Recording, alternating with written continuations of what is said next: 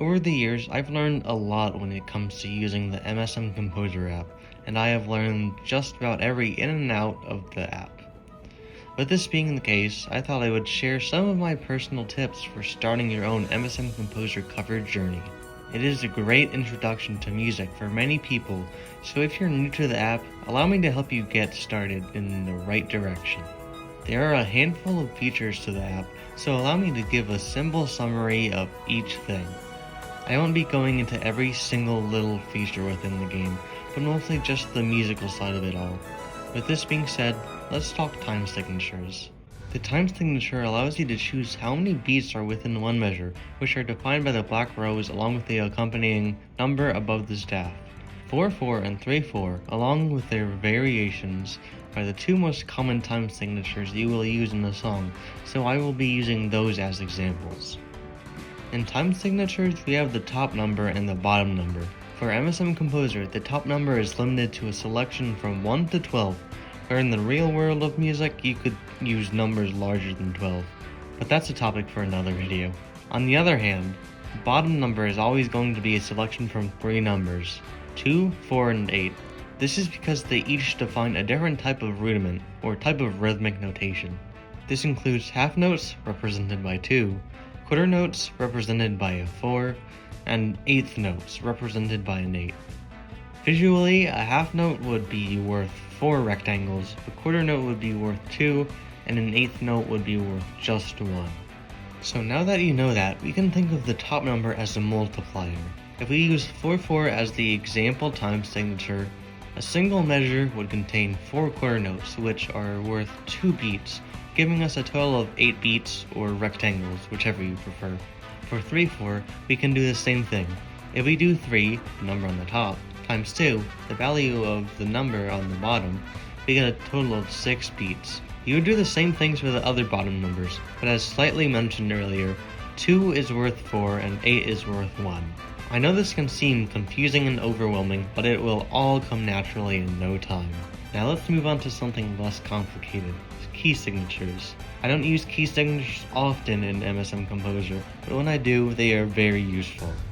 I don't want to turn this video into a music theory video, so I will try to keep this fairly simple. So to start off, in music we have sharps and flats, which adds another pitch, which is in between 2 main notes. You can think of it as adding a 0.5 to 1.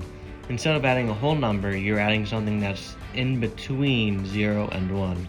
These are very useful features in music, so they are something that are very important to know for the long run.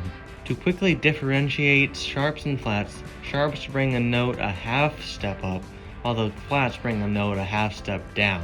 Now that you roughly know these things, we can talk about key signatures.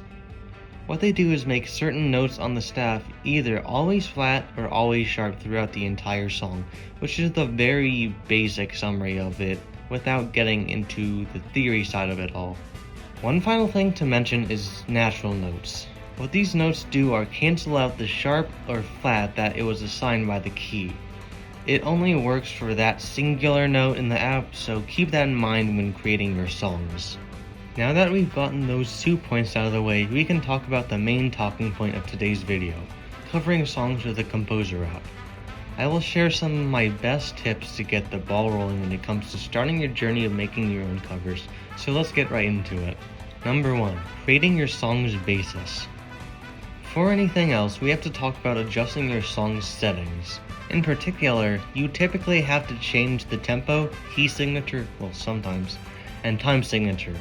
For tempo, you should look up your song's BPM to make sure it is correct, and then dull it if your song has faster rhythms such as 8th notes and 16th notes.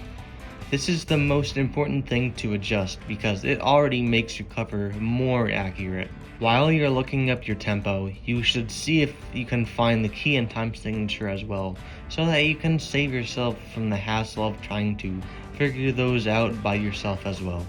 Typically, it's pretty obvious what time signature a song is in, but it doesn't hurt to double check that you're right. Number 2. Finding MIDI piano tutorials.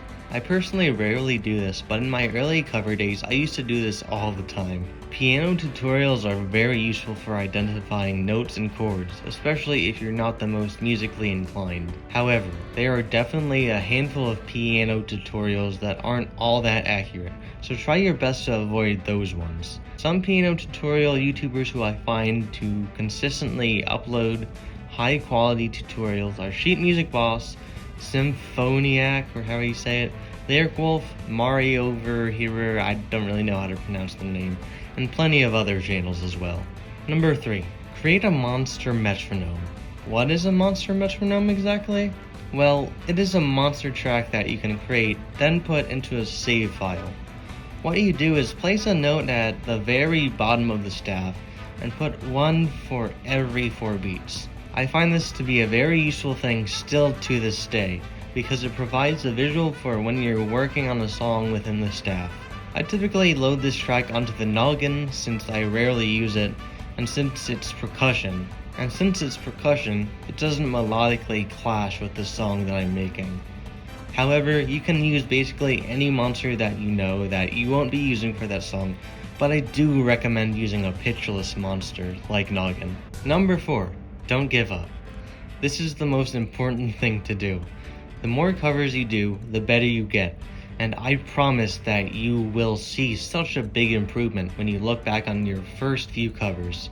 If you go back to some of my oldest covers, you can see all the flaws when I first started on Composer Island, and now I am here, making stuff that I think sounds fairly good. I am nowhere near perfect yet, but I have undoubtedly grown so much, so that just goes to show that practice makes perfect. With that being said, I really hope you were able to find this video informative.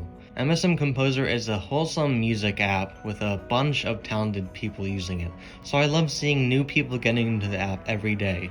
Hopefully someday we'll be able to see a new era of MSM Composer users who are able to keep this app alive, along with all of the other games in the MSM franchise. But for the time being, we gotta live in the present and build today's legacy. And while we're on the topic of MSM Composer, I'd like to say that I might try to transition into a content style that is more MSM Composer cover heavy. I'll still continue with my reaction videos of MSM memes, but I generally would like to get back into the swing of covers.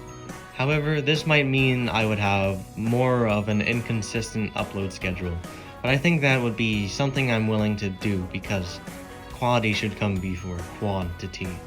Anyways, that's about all I wanted to say about that. Once again, I hope you all found this video informative and or enjoyable, and I will see you all later. See ya.